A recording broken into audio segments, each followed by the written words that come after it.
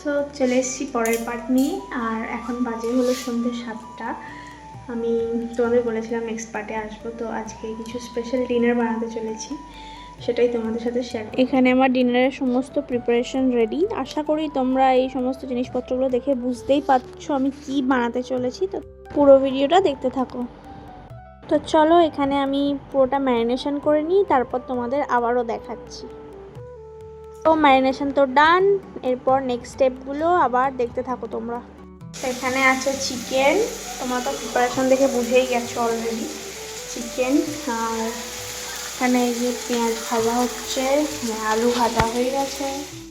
তো প্লিজ তোমরা কেউ কিছু মনে করো না, আমি বাকিটা দেখাবো বলেও তোমাদের সাথে শেয়ার করে উঠতে পারিনি। এখানে পুরো অলমোস্ট ডিনার রেডি, মানে তৈরি করে ফেলেছি। এখানে তোমরা দেখতেই পাচ্ছ, এটা হচ্ছে পনির পোলাও আর চিকেন কষা।